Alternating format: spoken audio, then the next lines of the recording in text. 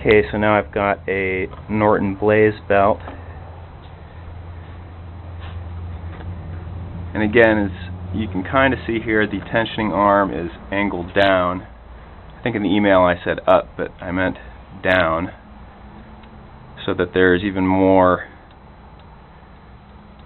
space under this side of the belt, whereas this one's flush. And this is the only way that the belt will stay on, as you can see when I hit the power switch here.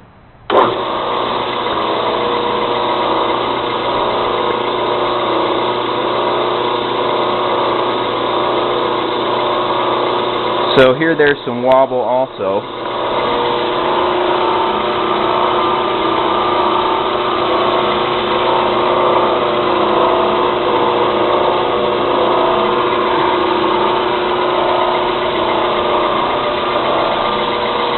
And when I adjust the tensioning arm to bring up the tensioning wheel so that it's level, the belt begins to ride off.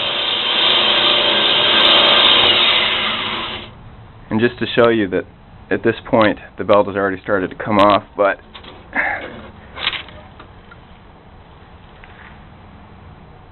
that arm is still, the wheel is still angled down pretty significantly. I'd say it's about 10 degrees or so off a level, whereas the drive wheel is right at level. I'll take the belt off here to show you. There, now you can kind of see that even brought up to that angle, the belt already starts to ride off, and the only way that it will stay on is if it's down around here.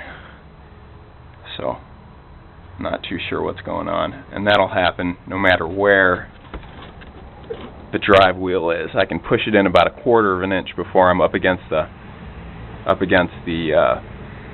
bearing there, and it doesn't help. And I've also added some washers in here to move this out, and I still get the same result. So yeah, that's about it. That's what I'm dealing with here. Here's another view.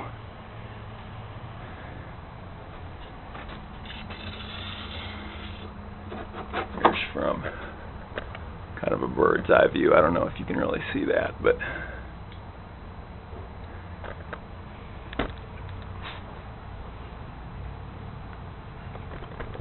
so anyway, I'll upload these and then give you a call.